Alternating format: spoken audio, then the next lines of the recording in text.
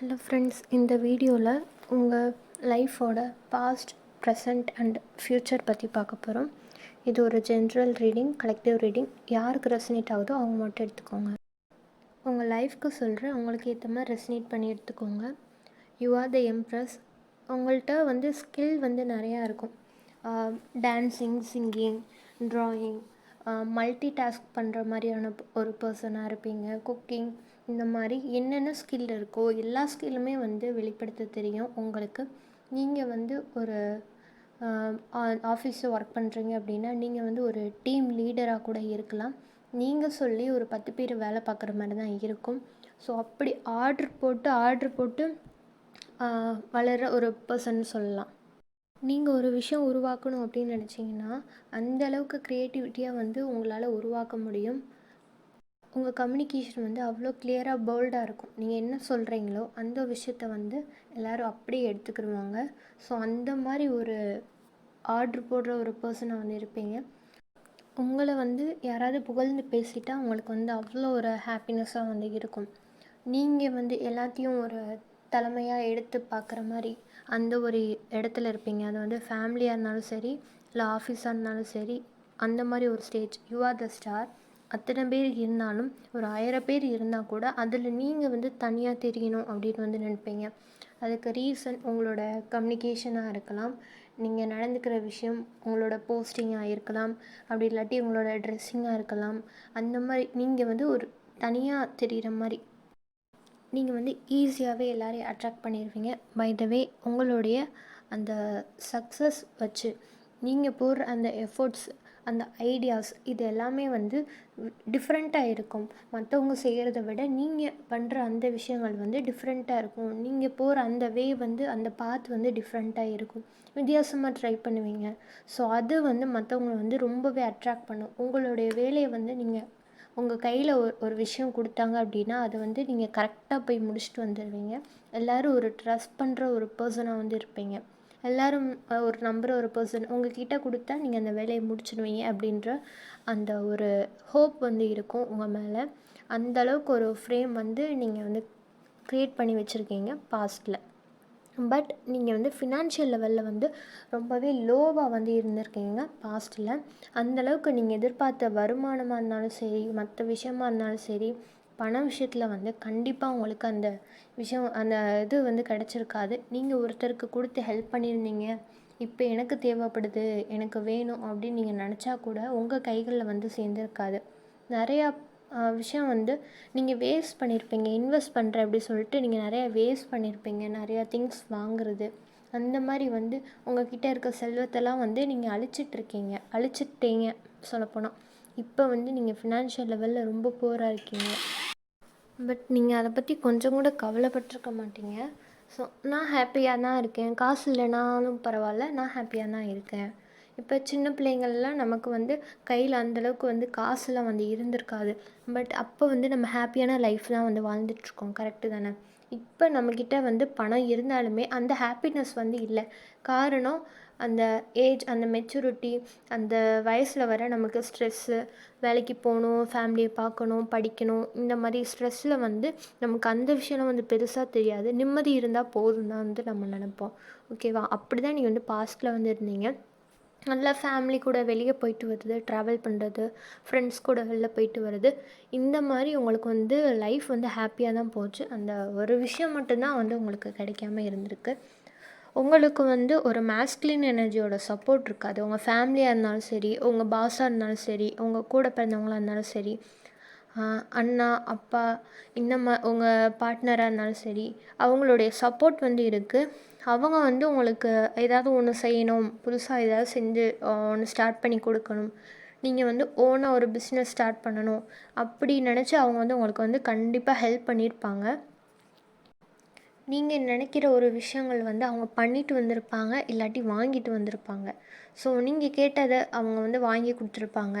உங்களுக்கு அந்த ஃபுல்ஃபில்மெண்ட்டுன்றது கிடச்சிருக்கும். உங்களுக்கு ஒரு ஹாப்பியாக ஃபீல் பண்ணியிருப்பீங்க. ஸோ அந்த மாதிரி தான் இருக்குது பாஸ்ட்டில். நீங்கள் ரீசெண்டாக புதுசாக ஏதாவது ஒன்று ஸ்டார்ட் பண்ணியிருப்பீங்க. சிலர் எக்ஸாமுக்கு படிக்கிறத ஸ்டார்ட் பண்ணியிருப்பாங்க. சிலர் ஒர்க்கு சம்மந்தப்பட்டது, இல்லை புது ஆஃபீஸில் ஜாயின் பண்ணுறது, புது வேலையில் ஜாயின் பண்ணுறது, புது இடத்துக்கு மாறி இருக்கிறது, இந்த மாதிரி ஏதோ ஒன்று வந்து ஒரு சேஞ்சஸ் வந்து நடந்திருக்கும். உங்களுக்கு ஒரு ட்ரான்சிஷன் அந்த மாதிரி மூமெண்ட் வந்து நடந்திருக்கும்.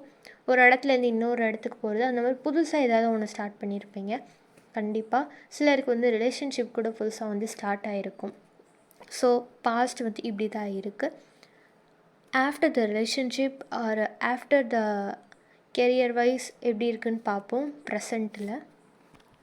அட் ப்ரெசண்ட்டில் நீங்கள் வந்து ஒரு பவுண்ட்ரி செட் பண்ணி வச்சுருப்பீங்க. ஒரு சில பர்சன்ட்ட நம்ம கஷ்டப்பட்டால் இந்த ஒரு பர்சன்ட்ட மட்டும் போய் நிற்கக்கூடாது, இவங்கள்ட்ட மட்டும் நம்ம எதுவுமே கேட்டுறக்கூடாது அப்படின்னு சொல்லி அந்த மாதிரி நீங்கள் வந்து ஒரு சில பர்சன்ஸை வந்து அவங்கள்ட்ட ஹெல்ப் எதுவும் கேட்கக்கூடாது அப்படின்னு வந்து நினச்சிருப்பீங்க.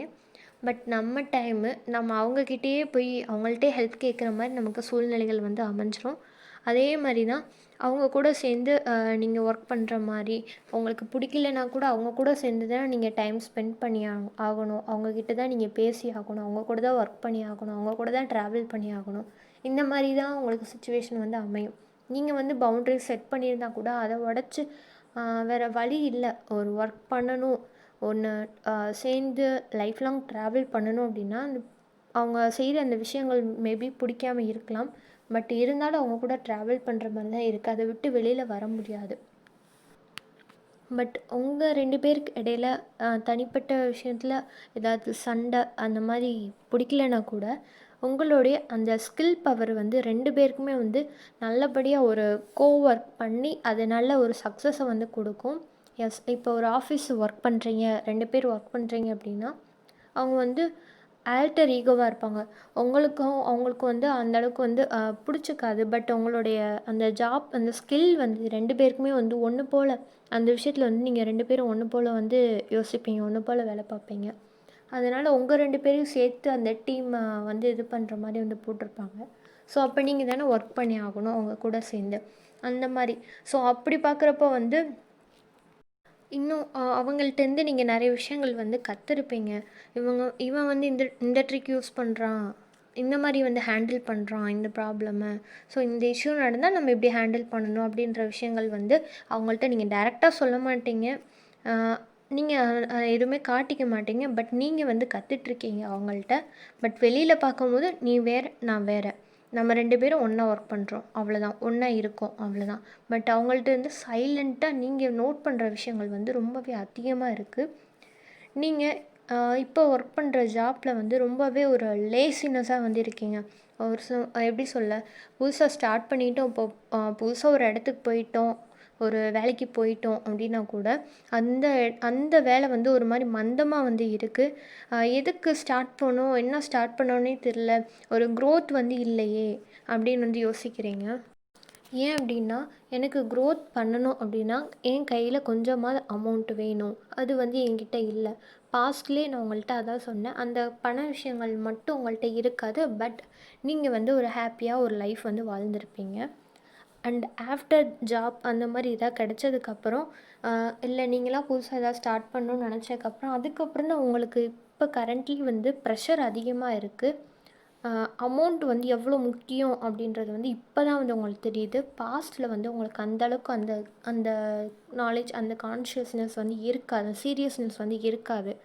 இப்போ தான் வந்து நமக்கு அது எவ்வளோ இம்பார்ட்டண்ட்டு, நம்ம க்ரோத்துக்கு எவ்வளோ இம்பார்ட்டண்ட்டு. ஏன்னா ஒரு இன்வெஸ்ட் பண்ணி தான் நம்ம வந்து அதை க்ரோத் பண்ண முடியும். அப்படின்றப்போ அந்த இன்வெஸ்ட் பண்ணுறதுக்காகவது கொஞ்சமாவது அமௌண்ட் வேணும் இல்லையா? ஸோ அதனால தான் என்னுடைய பிஸ்னஸாக இருந்தாலும் சரி, கெரியராக இருந்தாலும் சரி, லைஃபாக இருந்தாலும் சரி, மற்ற விஷயமா இருந்தாலும் சரி, அதனால தான் நான் அப்படியே ஸ்டாப் பண்ணி வச்சுருக்கேன். ரிலேஷன்ஷிப்னா கூட ஒரு மேரேஜ் கமிட்மெண்ட் அப்படி கொண்டு போகிறதுனா கூட அந்த பணம்ன்றது வந்து என்கிட்ட இல்லை, அது இல்லாமல் நான் வந்து எப்படி இந்த விஷயங்கள் வந்து செய்வேன் அப்படின்றது வந்து நிறைய பேர் யோசிக்கிறீங்க.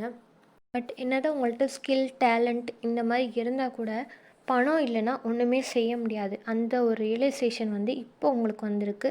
நீங்கள் இப்போ கரண்ட்லி எடுக்கிற எந்த ஒரு விஷயம்னாலும் ஒன்று உங்களுக்கு கெயின் ஆகும், ஒன்று உங்களுக்கு லாஸ் ஆகும். ஒரு விஷயம் உங்களுக்கு கிடைக்கிறப்போ இன்னொரு விஷயம் வந்து உங்களை விட்டு போகும். ஸோ இந்த மாதிரி ஆல்டர்னேட்டாக சேஞ்ச் ஆகிட்டே இருக்கும். நம்ம வந்து ஒன்று ஸ்டேபிளாக வச்சுருக்கணும், நமக்கு இன்னும் இன்னும் கெயின் ஆகும்னு நம்ம நினைக்கிறப்போ இன்னொரு பக்கம் நமக்கு லாஸ் ஆகிறது நமக்கு ரொம்பவே ஹர்ட் ஆகும். இப்போது இந்த விஷயத்துலேருந்து நான் எப்படி வெளியில் வர்றது, நான் எப்படி தெளிவாகிறது அப்படின்றத வந்து நீங்கள் யோசிக்க ஆரம்பிச்சிட்டிங்க. ஸோ பயமே வந்து இப்போ தெரியல.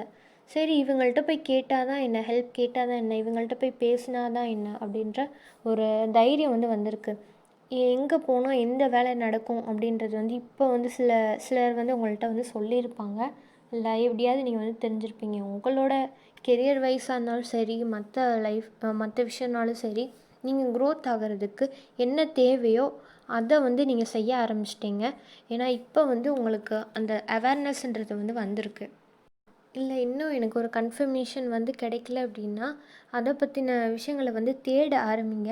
நீங்கள் இப்படியே போஸ்ட்பான் பண்ணி போடுறது வந்து கண்டிப்பாக இது வந்து உங்களுக்கு க்ரோத்தே வந்து கொடுக்காது. ஸோ அப்படியே செட்டில் ஆயிடாதீங்க.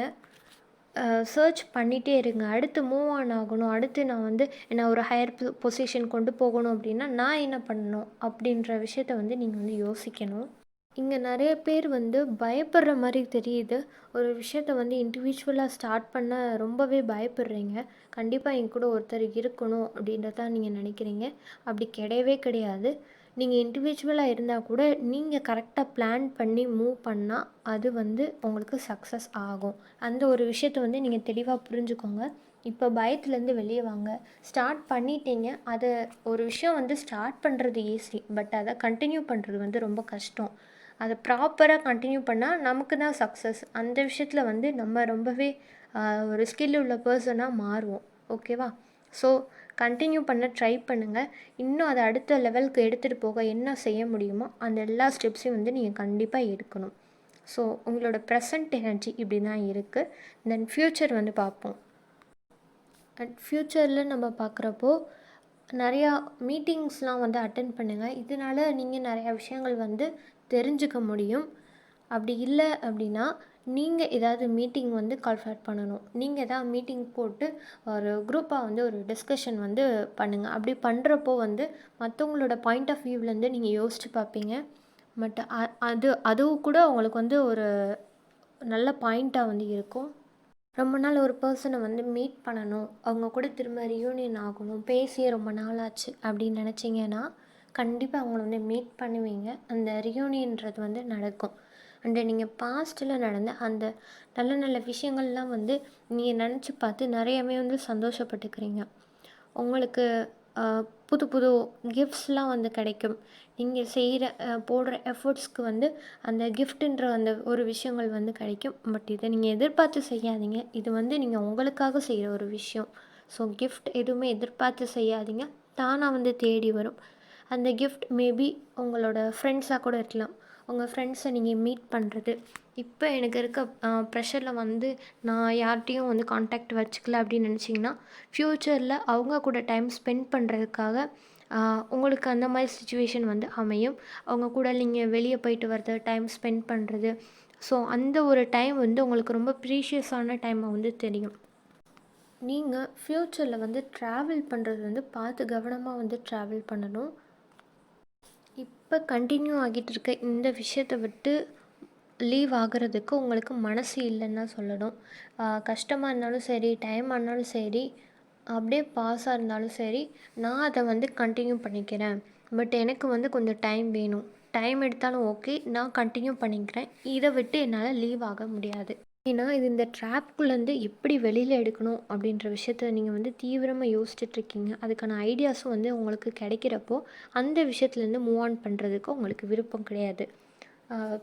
சில பேருக்கு வந்து பார்த்தோம்னா படித்தது வேறு, ஒர்க் பண்ணுறது வேறையாக இருக்கும். அவங்க ஜாயின் பண்ண அந்த ஒர்க் பண்ணுற அந்த இடம் வந்து அந்த வேலை வந்து அவங்களுக்கு பிடிக்காம இருக்கும்.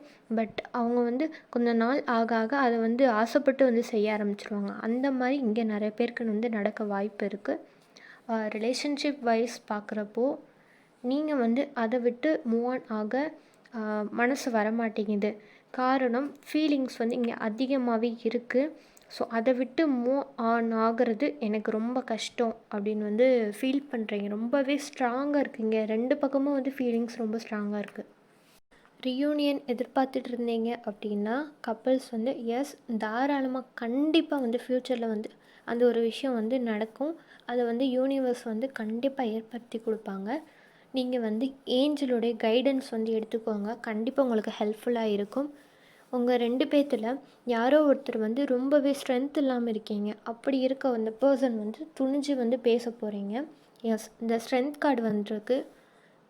ஒரு தைரியமான போல்டான ஆக்ஷன் வந்து எடுக்க போகிறீங்க. இது வரைக்கும் எந்த ஒரு ஆக்ஷனுமே எடுக்கலை அப்படின்னா கண்டிப்பாக ஆக்ஷன் வந்து இங்கே நடக்க போகுது. உங்கள் ஜாப் ரிலேட்டடாக பார்க்குறப்போ நீங்கள் நிறைய இடத்துல வந்து போய் எக்ஸ்ப்ளோர் பண்ணுவீங்க, நிறைய இடத்துல ட்ராவல் பண்ணுவீங்க, தைரியமாக போய் எல்லாத்தையும் வந்து பேச போகிறீங்க. அதுலேருந்து நிறைய இன்ஃபர்மேஷன் நீங்கள் வாங்க போகிறீங்க. வாங்கிட்டு தன்னால் ஒரு விஷயத்தை எப்படி உருவாக்க முடியுமோ அந்த மாதிரி ஒரு க்ரியேட்டிவிட்டி லெவலை வந்து நீங்கள் இன்க்ரீஸ் பண்ண போகிறீங்க. அப்படி வந்து உங்களுடைய ஜாப் அந்த ஸ்கில்லை வந்து என்ஹான்ஸ் பண்ண போகிறீங்க. ஃபைனலி நீங்கள் எதிர்பார்த்த அந்த ஃபினான்ஷியல் நியூஸ் அது வந்து உங்களை வந்து சேரும். எஸ், நீங்கள் எதிர்பார்த்துருந்த அந்த ஒரு குட் நியூஸ் வந்து உங்கள்கிட்ட வந்து சேரும். Page of pentacles. இதுக்கு தான் நீங்கள் வந்து இவ்வளோ போராடுறது. நீங்கள் உங்களுக்கு ஒரு விஷயம் வேணும் அப்படின்னா நீங்கள் வந்து அப்படியே அமைதியாக வந்து இருக்கக்கூடாது. ப்ரெசண்ட் நீங்கள் வந்து அப்படி தான் இருக்கீங்க, அமைதியாக இருக்கீங்க, எல்லாத்தையும் போஸ்ட்போன் பண்ணியிருக்கீங்க. எதையும் வந்து ஸ்டார்ட் பண்ண யார்கிட்டையும் போய் தைரியமாக பேசுகிறதுக்கு கேட்குறதுக்கு உங்களுக்கு வந்து பயம் வந்து இருக்குது. பட் கேட்டு தான் ஆகணும். நம்ம ஒரு விஷயம் ஜெயிக்கணும், மூவ் ஆன், அது லெவல் இன்க்ரீஸ் பண்ணணும் அப்படின்னா நம்ம வந்து அதை செஞ்சு தான் ஆகணும். ஓகே, ஸோ தைரியமாக போய் ஹெல்ப் கேளுங்க. உங்களுக்கு ஹெல்ப்புன்ற விஷயம் வந்து கிடைக்கும். முக்கியமாக வந்து மேஸ்குலின் எனர்ஜி அவங்க வந்து கண்டிப்பாக உங்களுக்கு வந்து ஹெல்ப் பண்ணுவாங்க. நீங்கள் கேட்ட அந்த ஒரு விஷயம் வந்து கிடைக்கும். பட் அதுக்கு நீங்கள் வந்து எஃபர்ட்ஸ் போட ரெடியாக இருக்கணும். இப்போயே அதை தான் சொல்கிறேன். யூனிவர்ஸ் கொடுக்குற அந்த கைடன்ஸுமே அதுதான். எஃபர்ட்ஸ் போட நீங்கள் தயாராக இருந்தால் இது எல்லாமே வந்து பாசிபிள். உங்களோட ஐடியாஸ் பார்த்து அந்த மாதிரி நிறைய காப்பி கேட் வந்து வருவாங்க. உங்களை மாதிரியே அப்படியே காப்பி பண்ணி அந்த இடத்துல வந்து செய்கிறது, உங்களை மாதிரியே காப்பி பண்ணி பேசுகிறது, நீங்கள் பேசுகிற மாதிரி பேசி காட்டுறது, உங்களோட விஷயத்த திருடி, அதாவது உங்கள் கான்செப்டை திருடி அங்கே பண்ணுறது, அந்த மாதிரி உங்களை வந்து சீட் பண்ணுறதுக்கு அதுக்கான வேலைகள் வந்து ஃப்யூச்சரில் வந்து கண்டிப்பாக வந்து நடக்கும். So trying to be safe. உங்களை நீங்கள் சேஃப் பண்ணிக்கோங்க. உங்கள் சம்மந்தப்பட்டமான இந்த பணம் வந்து அது வந்து எனக்கு முக்கியமாக தெரியுது இந்த கார்ட்ஸில். உங்களோட காசை வந்து பத்திரப்படுத்தி வச்சுக்கோங்க. ஏன்னா அதுக்காக தான் நீ வந்து இவ்வளோ எஃபர்ட்ஸ் வந்து போடுறீங்க. அது வந்து உங்களுக்கு ரொம்ப தேவை. அப்படின்றப்போ உங்கள் கூட இருக்கவங்களே வந்து உங்களுக்கு அந்த மாதிரி வந்து செய்கிறதுக்கு ப்ராப்ளம் க்ரியேட் பண்ணுறதுக்கு வந்து வாய்ப்பு இருக்குது. ஸோ யார் எப்படின்றத கரெக்டாக கேட்ச் பண்ணிவிட்டு அவங்கக்கிட்டேருந்து சேவ் பண்ணி வச்சுக்கோங்க. உங்களோட பர்சனல் விஷயத்தை எல்லாத்தையும் வந்து ஷேர் பண்ணிட வேணாம். எல்லாமே வந்து சீக்ரெட்டாக வச்சுக்கோங்க. அப்படின்னா தான் நீங்கள் க்ரியேட் பண்ண அந்த விஷயத்தை வந்து தக்க வச்சுக்க முடியும். இந்த வீடியோ உங்களுக்கு ரெசனேட் ஆச்சுன்னா எனக்கு வீடியோவை லைக் பண்ணிவிட்டு மறக்காமல் கமெண்ட்டில் தேங்க்யூ யூனிவர்ஸ்ன்னு டைப் பண்ணிடுங்க. தொடர்ந்து வீடியோஸ் அப்லோட் பண்ணப்படும். ஸோ சேனலை மறக்காமல் சப்ஸ்கிரைப் பண்ணிக்கோங்க.